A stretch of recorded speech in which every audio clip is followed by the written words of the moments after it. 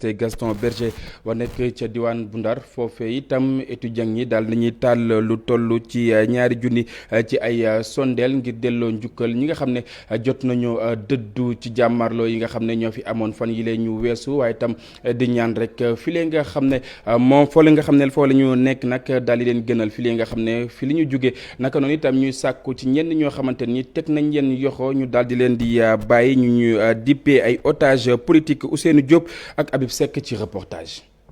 étudiant université Gaston Berger bu Ndar ñëw ci bërëb bi nga xamante ni moom la ñu duppee autour de l'œuf fii nag ñu yëkkati fii hymne national bu Sénégal taal ay bougies la ñu bëgg nag wane mooy delloo njukkal ñi nga xamante ni dañu faatu ci jafe-jafe yi amoon ca Ndakaaru ak yeneen ci région yi nekk ci réew mi. ci seen i kàddu li leen la muy wane mooy jafe-jafe yi nga xamante ni am na te force de l'ordre yi daal cay faat ay doomu aadama ñuy nag loolee bëggatuñu mu am. bu ñu gisee ay ndaw réew yoo xam ne nekk nañ ci réew mi ñu am lu leen nakari te yoon may leen ñu génn wax lu leen nakari mu am ay sambabo yi jàkkaarloo ak ñooñu di leen dóor fetal di leen rey loolu moo ñu metti tey moo tax tey ñu ngi jaal yooyu famille yoo xam ne ñu ngi si métti bu métti. man Sénégal ni vraiment li xew si réew mi doy na waate dafa war a dagg bavure policière yi nga xam ne depuis 20 ans Sénégal nga koy dund dafa war a dagg à chaque fois que policier rey fi nit dinañ dégg ni justice dina am au début dañuy jàpp kenn après du am fin. ñoom sax nee na ñu jamono jile ñenn ci ñi nga xamante ne ay otage politique la ñu téye leen dañu bëgg ñu bàyyi leen rax ci dool itam ca université bu Ndakaaru yenn ci ay étudiants yoo xamante ni jamono jile ñu ngi leen di bundu xatal police di leen di teg loxo loolee mu dakk ci na ma gën a gaaw. nañu bàyyi ñooñu muy Guy Marius Sagna muy Assane Diouf muy Clédor Sène muy keneen ak keneen koo xam ne képp koo xam ne dafa jógoon pour xeex ak yelleefam si biir réew mi ñu jàpp la daal la tëj si biir kaso bi nañ la bàyyi si nu mu gën a gaawee sinon dinañ continuer di manifester ba keroog ñu leen di ba waaw ak étudiants yoo xam ne ñu ngi leen di dégg fële ca UCAD ñu ngi leen di jàpp par kenn di leen dugal ci kaso gi loolu du dégg du yoon. ñoom nag ci ndaje bi nga xamante ni amal nañ ko nee na ñun la ñu bëgg mooy nguur gi na mu jàpp ñu nekk ci kaso yi ñu bàyyi leen ci na mu gën a gaaw ci seen i kàddu loolee bu fekkee ni dakkul daañu génnaat ci mbedd mi wane seen naqar ci beneen anam. juma wile ñu weesu bokk na ci yoo xamante ni daal nañ koy caxate ci ay alaluk bokk moomeel poste yu police ak itam gendarmerie ca diwaan bu Sédhiou foofee nag ña fa yeewoo ñu ngi ñaawlu bu baax a baax lu ni mel yenn ci ay ndaw yoo xamante ni nag amuñu xëy ñu ngi rek jox nopp njiit bu réew bu Sénégal mu daal di dikk ak ñoom ci ak ndimbal Bakary Konté Xaali Jàmme. affrontement yi mag ñoo fi amoon nag ci ajjuma bi diggante force de l'ordre ak ndaw yi loolu nag daal di indi ay dégâts yi mag fii ci commune bi ndaxte ay édifice public lañ daal di attaqué mu nekk loo xamante ne président bu conseil communal de la jeunesse di ko ñaawlu. ku xam Sédhiou nga xam ne ni daal dañoo traversé ay décennies pour am as tuut comme édifice public fu mu nekk nii daal ñu ngi ñaan encore pour ñu yokk ko mais pour yàqu ko moom kenn rafetu ko. marché yi tamit ñu leen di ñaax bu ñuy marché daal bu ñu nekk ay acte de violence lu ñuy war a sentir foofu. Koumamane Danso nekk président union régionale association parents d'élèves yi moom nag di regretter bu baax acte vandalisme yooyu. temps de Ibou Diallo amoon na lampadaire fii mu am benn émotive bu mel ni. ñu cassé lépp Sédhiou nekk ci obscurité pendant des années léegi comme am nañu édifice public yoon yi defar nañu yoon bi defar nañu lampadaires yi vraiment maa ngi ñaan jeunes yi même suñu amee colère yooyu war nañu ko attaquer. Koumamane Danso moom nag def na 25 ans ci armée nekkoon adjudant chef moom nag mu ngi rafetlu bu baax professionnalisme boo xamante ne force de l'ordre yi moom lañ daal di def. koo xam ne nga ne ko am sa fetel am lépp nga veiller suma sécurité yow nga ne da ngay attaquer kooku xam nga loolu baaxul. suñu armée sénégalaise mun naa ne en Afrique c'est la première armée. Sédhiou nag nekk gox boo xamante ne ndaw yu bëri ñi ngi ci chômage ñoom nag ñi ne promesse chef de l'État bi ñu ngi koy xaar bu baax pour création d'emploi. wàllu xew ndaw yi tamit il faudrait que mu am équité bu may wax équité mooy que ni daal boo comparé Sédhiou ak ñeneen région yi Sédhiou dafa nekk région boo xamante ni loolu dafa ëpp te dafa am doole tamit daal. après sensibilisation yu mag yoo xamante ne différentes structures de jeunesse yi fi nekk ak chefs religieux yi ñoo ko doon amal Sédhiou nag jàmm dellu si na depuis samedi loolu nag nekk loo xamante ne askan bi di ko rafetlu waaye nag foo munte dem fii ci diwaanu Sédhiou ci mbedd yi yëpp gis nañu alkaati yi ñoo fa taxaw. Auchan itam bokk nañ ci li nga xam ne moom la ñu caxatee ginnaaw ab taxaw seetlu toll nañ ci fukk ak juróom-ñeent ci ay Auchan bu ñu sukkandikoo ci ki nga xam ne moom moo yor kàdduk boobule société naka noonu itam ginnaaw ubbiteeg Auchan bu Fann Résidence nag ni ki tey ji yeneen ci des nag te yàqu ñu leen woon ubbi nañ yeneen ñi nga xam ne jot nañ ko caxate itam daañ ko ubbi laata rek koor gi di ñëw bu ñu sukkandikoo ci Pape Samba Diouf moom mais seq na ab waxtaan ak Chérif Dia ñu taataan ko. tàmbali nañu liggéey bi depuis démb ndax dañuy ubbiwaat magasin bi nga xam ni moo ngi fii Fann Résidence donc tey tamit dinañu ubbiwaat yeneen 14 autres magasins mu nekk fii nii Dakar ak ci région de Thiès donc yàq-yàq yi bëri na wante instant bi dina metti torop ñu joxe benn xayma ci xaalis. léegi tàmbaliwaat nañu depuis démb comme ni ma ko waxee tey tamit dinañu ubbiwaat yeneen parce que service public la ñuy rendre te sénégalais yi ñoom ñuy xaar depuis boobu ku nekk mi ngi inquiété wu naan fan lay defee seeni course et tout wante ubbiwaat nañu yi nga xam ne jotuñu leen attaqué jotuñu leen laal te yeneen yi ñu jotoon attaqué tamit dañuy commencer dès maintenant liggéeyaat ko rapidement balaa Ramadan bi ñu ubbi ko. koor gi incha allah dinañ am taxawaay ba ñu doon am. at yi yëpp prix yi duñ ci changer dara duñ ci yokk dara xanaa ñu wàññi emploi bi incha allah duñ ci wàññi dara parce que ñun duñu fi créer ay chômeurs emploi yi ñu am yëpp incha allah dañ leen di garder comme niñ ko defee depuis Covid bi te ñi nga xam ni seen magasin yi attaqué nañ leen dañ leen di réaffecté ci yeneen magasin pour ñu jàppale ñeneen yi en attendant ñuy defar seeni yos yi te actuellement ñoo ngi toll ci 1730 collaborateurs sénégalais. sécurité bi liñ ci war a jàngat bëri na parce que gis nañ ni am na yenn faiblesse yu ñu ci noté yoo xamante ni dañ ci war a tirer ay enseignements te loolu suñu direction sécurité et sûreté dinañ ci liggéey incha allah. sécurité bi ci Auchan yi dañ ko gën a ñoŋal moom Pape Samba Diouf moom moo yor kadduk Auchan moom moo ne kitam nekkoon ganuk info du matin ñu wax ci leneen diwaan bu Kaolack foofee nag ñu yëngu ci wàllu njënd ak jaay ci xàll woo xamante ni rek ñu ngi ko doon defar boobaak léegi te ñu ko dénk nag lottu ngir rek daal di koy pare ñoom ñooñee nag mer ba futtu ñoom jaaykat yooyu li ñuy sàkku moom moo di ñu daal di paral lu ni mel nag laata rek nawet gi di ñëw Ibrahima Diame Fally Gueye moo jógee chambre de commerce moo moo ci gën a mag riz bi mooy bi gën a cher ci Kaolack. liggéey bi nag tàmbali woon nañ ko am na ñetti weer kii di meeru Kaolack moo defoon lancement bi waaye fi mu toll nii de dafa mel ni dafa taxaw gas nañ bërëb bi yëpp andi fii beneen situation bu nga xam ne andi na jafe-jafe dëgg ñi di commerçant yi. fii lépp fi lay jaar camion bu ñëw fii ngay jaar dem marché Géej camion bu ñëw fii ngay jaar dem Rue Delwa camion bu ñëw fii ngay jaar dem ba marché central fa la yëpp nii mais gis nga fi yëpp fii la fii nga dafay bloqué fii boo demee fii oto yaa nga taxaw xool nga ni oto yaa nga taxaw ñu def ni ba léegi bu njëkkee ñëw ingénieur bi taxaw na fii ñu laaj ko ñu ne daal 3 mois lépp dana pare bala ñoo commencé leen heureusement ban daggut fen waaye dañoo war a ñëw dagg fële ñun ñoo leen ne du ngeen dagg fii dagg da nga commencé leen lii mu pare ngeen door àgg la des boobaa léegi mën na 3 mois depuis décembre lañ ko daggoon ba léegi ni defuñu fi leneen mi ngi nii ñu dëkk ci wetu ga itam ne kenn demul ñu des ñu jàpp ne nag ñoom ñoo ci gën a sonn. maa ngi dëkk fii ci gannaaw ñii ñëpp samay dëkkandoo lañ ñii dañuy liggéey di dem ñibbi mais ñun li ñuy dund fii dimanche ak guddi gisuñ ci dara nit dafiy daanu chaque jour que jëfee chaque jour ñu ëkkati fi mag ñun chaque jour ñu daanu fi ñun fi kenn mënu fee eeg fii nit ñee ko commencé sëkk ni sax moo tax nit ñi commencé fee jaar gisuñ ñi nga autorité ñi koy defar constructeur bi xaw ma entrepreneur bi xamuñ ko. ñoom ñëpp nag muy commerçant muy riverain di ñaan ñu baral liggéey bi gaawal ko laata nawet bi di ko fi fekk. yéen a gisal seen bopp nii bu nawet bi ñëwee ñun xam lañ def ñun nekku ñoo xam ne nii ay kilifa lañ nekku ñuy taxaw ci mbedd nekku ñuy sànni xeer ñu yàq am nañ leneen luñ tal dañoo yor responsabilité yor njaboot léegi yàquloo woon kenn yàqulu li ñuy def daal mooy liggéey loolu daal ku ñu dimbale defal ñu suñu mbedd ñu continuer liggéey loolu lañ xam. ñuy lancé liggéey bi nag juróom-benn weer lañu joxoon lii di entreprise bi ngir mu jeexal ko ñetti weer dem na waaye mu mel ni liggéey bi xaajagul.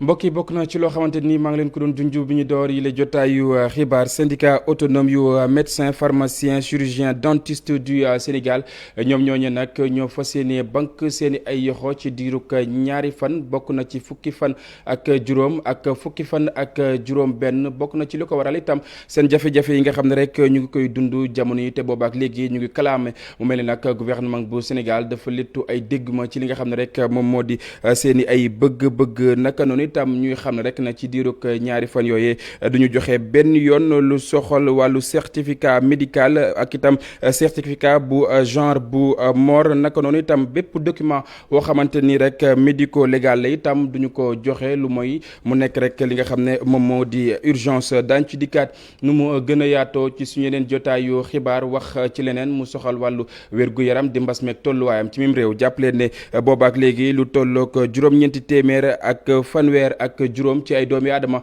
ñoom ñoo daal di dëddu ci jàngoro coronavirus niki démb itam lu tollook juróom benn nit ñoom ñoo toftalu ci woowule lim téeméer ak juróom fukk ak juróom benn ci ay cas positif la ñu am junni ak ñetti téeméer ak juróom ñeent fukk ci ay test la ñu def juróom benn fukk ak ñeent ci ay cas positif juróom ñeent fukk ak ñett ci ay cas communautaire di ay doomi aadama yoo xamante ni am nañu ko te xamuñu rek fan dañu ko jëlee ñaar téeméer ak juróom-ñett fukk ak ñeent ci aji tawat mu mel ni wér nañu ba rek dal di jaaraat seen li nga xam ne moom moo di seen wérgu yaram.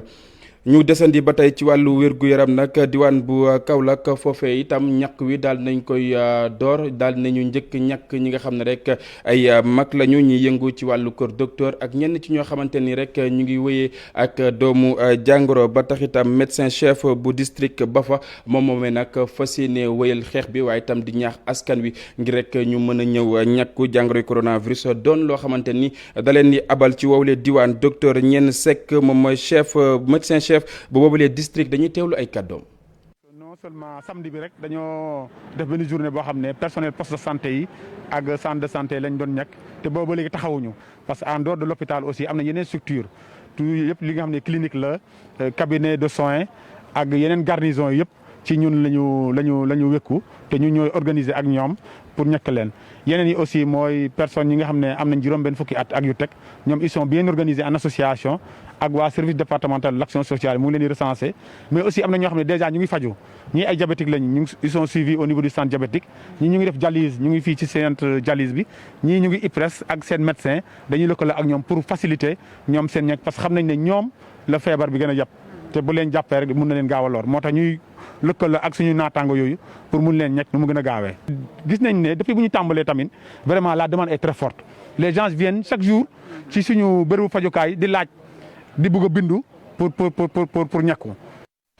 bokk na ci ñeneen ñoo xamante ni ñu ngi ñaax seen askan ngir rek ñu ñàkku di maire yi nga xam ne ñoom ñoo jege lool réew bu Gambie nag bokk na ci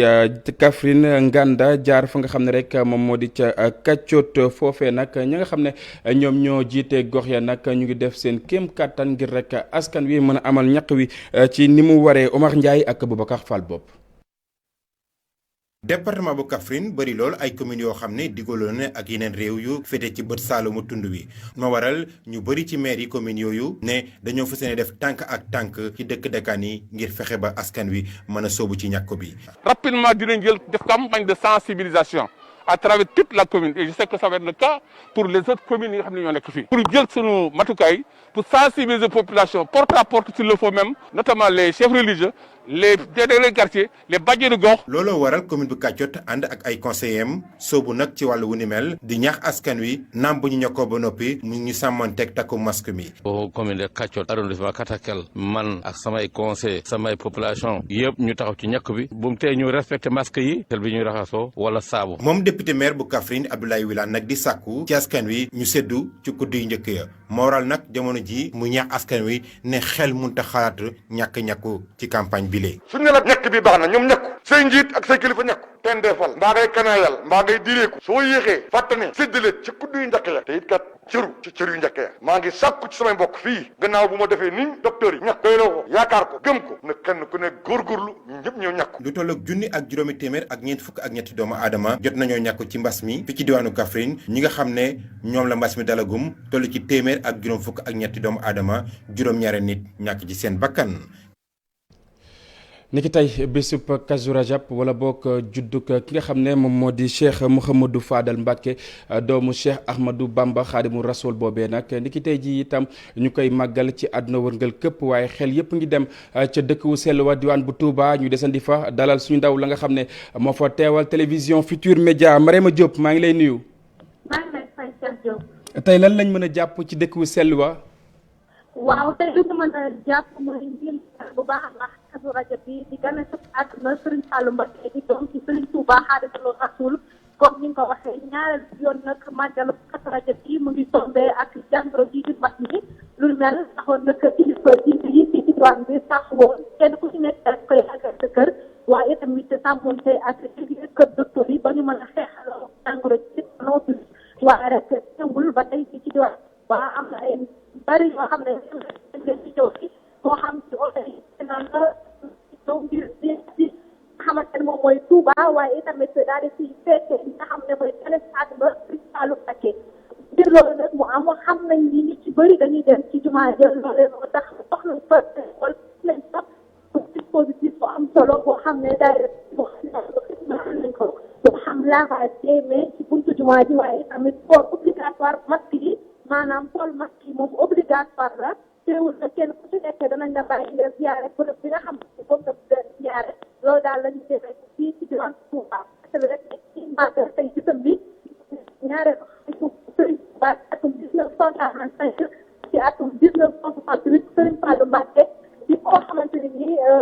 bay na waaram bu baax a baax fii ci diwaan bu Touba ba tax tey jii màggal gisam bi fii ci dëkk bu sell bi di Touba Cheikh Diop. jërëjëf Marema Diop diwaan bu Touba nekkul ne foofu rek la ñu koy màggale moom rek juddug ki nga xam ne moom moo di Cheikh Mouhamadou Fadal Mbacké daañu wax ci leneen itam di jaar-jaaram ak itam dundam waaye itam li nga xam ne daal dina koy def ci yoonu murit ak yeneen yu ñu xeetoo ñi mu sekk ak li nga xam ne rek moom moo di ñenn ci ñoo xamante ni ngànkoon nañ langu politique bi fii ci réew bu Sénégal ay jamono buñ faraan nemmeeku lenn ci réew mi itam kàddu ya mu doon biral yeneen yi mu xeetoo dañ ciy ànd ak Ibou Diouf ak Amadou Ba. laare ab jaam di sàlloo sant mbër ma ko sangam at bu nekk dinañu màggal fii ci Sénégal rawatina ca diwaanu Touba loola ñu gën ko xam ci Kazu Rajab loolu tamit yemook gane si àdduna El Hadj Serigne Fallou Mbacké mu nekkoon ñaareelu xalifu Cheikh Ahmadou Bamba. moo tax mu ne Kazu Rajab akramani ne moom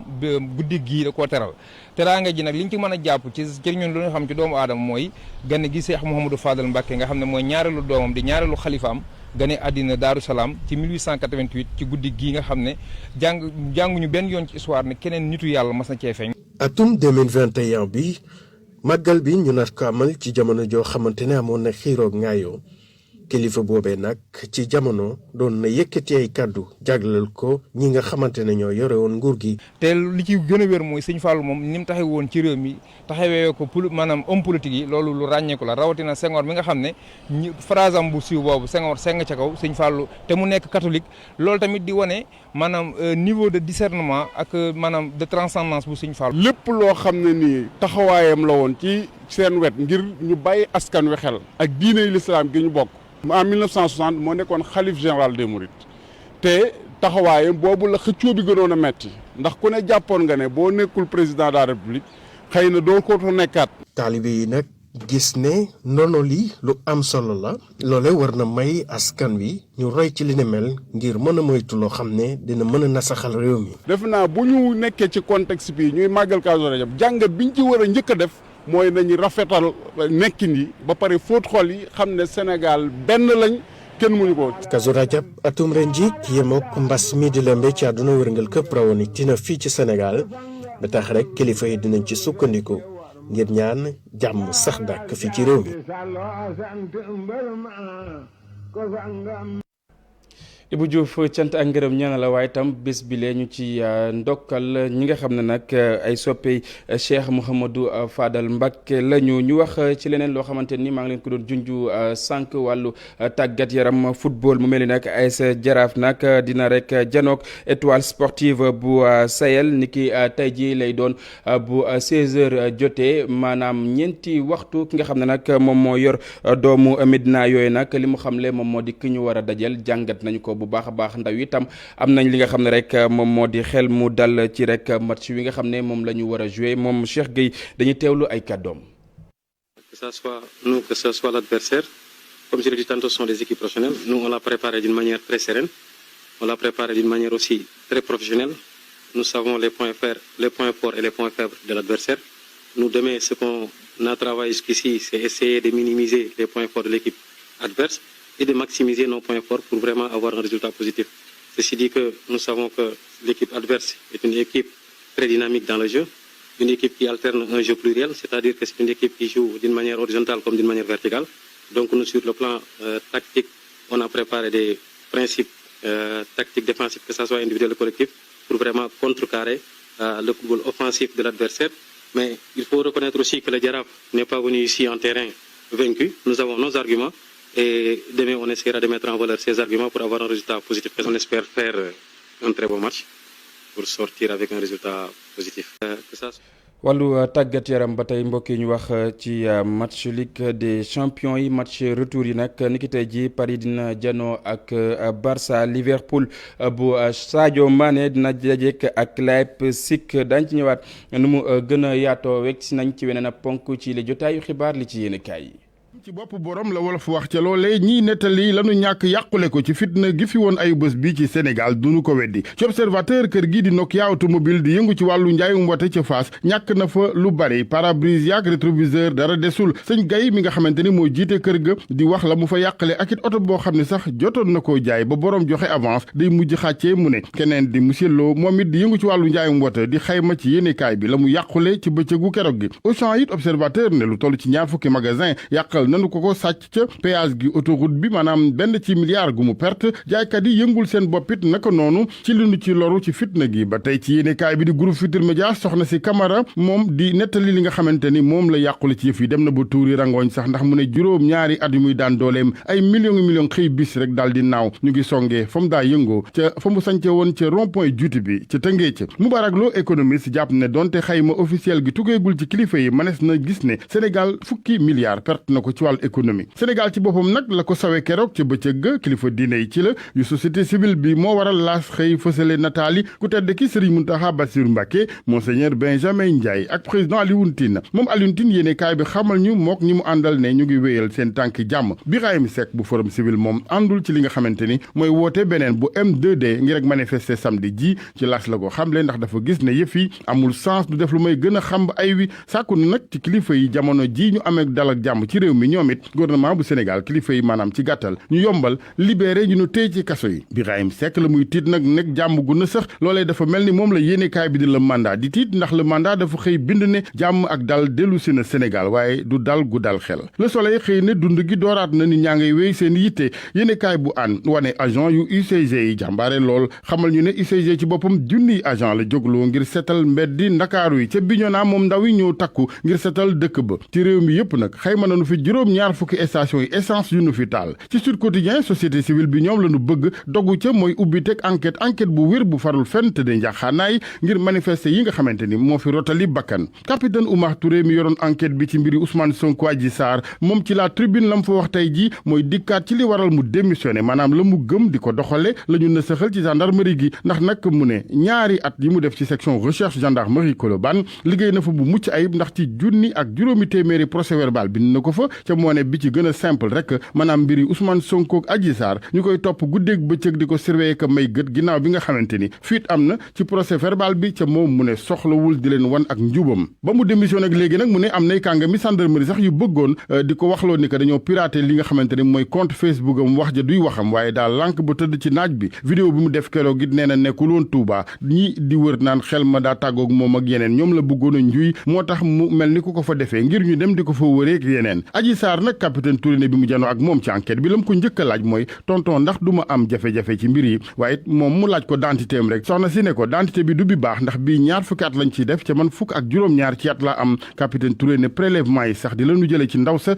ci kër docteur du lu ko yey moom ca mu ngi sàkku démission procureur de la république ministre de la justice dafa jàpp ne ci enquête bi dañ ko parax-paraxee procureur def leen pression boo xamante mu ne mënuñ woon sax yeggale procès verbal yi ci yëf yi daal ci gàttal moom gis na ni ndajaleem preuve yi am na ci lu matul capitaine Touré di leeral ne du daraay politique yu ne ci ginnaawam enquête jàpp ne moom capitaine Touré ci boppam sax bu yàggatul dinañ ko arrêté tëj ko ndax juróom-benni fan a ngi liggéeyul ci loolu absence lañu koy jàppee démission gi muy wax yéene kaay bi di enquête xamal ñu ne gendarmerie mënee su faa démissionné lu may danga faa def fukki at le témoin mbiri Ousmane Sonko moom daf ko jàppee mbir ci biir mbir yéene kaay bi ñëwaat ci lu yaatu ci yenn moment lañu dugalee ci mbir yi ak tuuma geneen maanaam trouble penc mi na ko noonu it bokk ci manifester gu yoon tere libération moom Khalifa Koné la xëyee tey di ki nga xamante ni moom bëggoon a taal wata wala engin bu camp militaire ba ca Mboxom ca Louga mu ngi ci loxo yoon fukki fan ak ñeent ci weeru février 2021 ak léegi ñu ngi ko jàppee ci néegab ñax ci kër seeni indi fii ci Ndakaaru ngir enquête bi mu janoog sandarme Louga ñu ne moom Khalifa Koné mi yenn ci xibaar ne àndul ak sagoom dafa lànkoon tontu ca laaj ya teg ca ci garda wi gi dafa lànk dugal dara ca gémmiñ ñu des ak libération xibaar bu mitti bii di ndaw fukk ak ñeenti at yi amoon gaañu-gaañu ca Bignona ca mujj ñàkk bakkanam bu naa ma Sagna la daa bu yoo le quotidien di def xayma ci ñi faatu ci réew mi